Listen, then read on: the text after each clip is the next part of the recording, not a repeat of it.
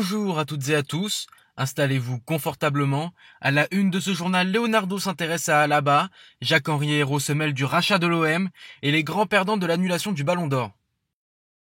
Alaba réglerait bien des problèmes au PSG. En fin de contrat dans un an, le défenseur du Bayern aimerait partir. En effet, l'Autrichien cherche un nouveau défi, mais il cherche aussi un club prêt à lui redonner sa place de prédilection au milieu de terrain. Alors qu'il a joué de nombreuses années au poste d'arrière gauche et en défense centrale cette année, Alaba tient toujours dans son cœur l'entrejeu, et Leonardo pourrait bien être heureux de cette nouvelle. Rencontrant des difficultés dans les négociations pour Milinkovic-Savic ou encore Bennacer, le directeur sportif de Paris pourrait bien jeter son dévolu sur David Alaba.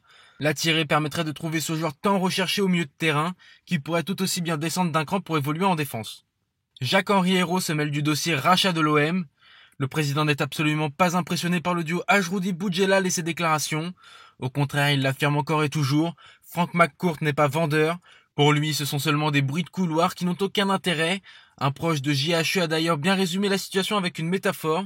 Ce n'est pas parce que je suis amoureux de ta fille que je vais réussir à me marier avec.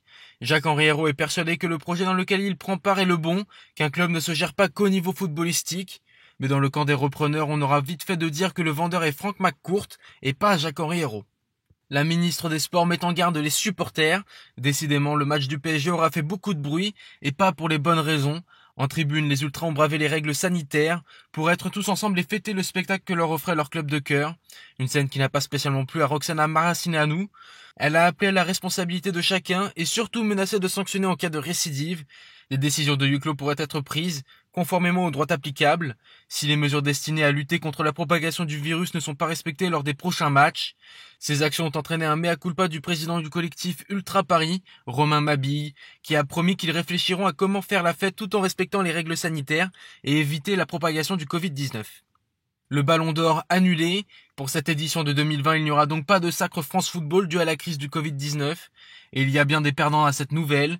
De nombreux joueurs le convoitaient cette année, et quelques-uns auraient eu toutes leurs chances, à commencer par Lewandowski. Le Polonais a inscrit 51 buts en 43 matchs, et le Bayern est encore en lice pour la Ligue des Champions puisqu'il doit jouer son retour face à Chelsea.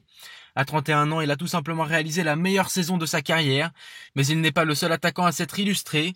Karim Benzema est un bel exemple. Champion d'Espagne avec le Real Madrid, l'ancien de l'OL a été fabuleux. 26 buts mais aussi 11 passes décisives en 47 matchs, toutes compétitions confondues. Autrement dit, il est impliqué sur 37 buts cette saison. Outre ses stats, Benzema s'est montré brillant sur le terrain. Souvent à la construction, il aura joué un football très juste cette année, de quoi rattraper la pire saison de la carrière d'Eden Hazard. La liste est encore longue, mais on peut aussi y ajouter Neymar et De Bruyne. Les deux meneurs de jeu sont toujours en course pour la Ligue des Champions, l'un avec le PSG, l'autre avec Manchester City. Les deux ont le même but, décrocher la première Ligue des Champions de l'histoire de leurs clubs respectifs. Et puis évidemment, on ne peut pas oublier Lionel Messi qui a décroché le record de passes décisives en une saison avec 21 offrandes, ou encore Cristiano Ronaldo qui est devenu le joueur le plus rapide à inscrire 50 buts en Serie A. Et on termine d'ailleurs ce journal avec le Portugais qui connaît déjà son avenir. Beaucoup de rumeurs ont circulé à son sujet. Fabio Paratici, directeur sportif de la Juventus, a été très clair. Les rumeurs sur Ronaldo, il est absolument convaincu de rester. Il est très bien avec nous. Le joueur communique bien avec l'entraîneur, qui lui aussi est assuré de rester. L'ancien du Real Madrid s'entend très bien avec ses coéquipiers et restera jouer une 3e saison en Italie. C'est tout pour aujourd'hui. Je vous donne rendez-vous demain pour votre nouveau journal. À bientôt sur Foot 01.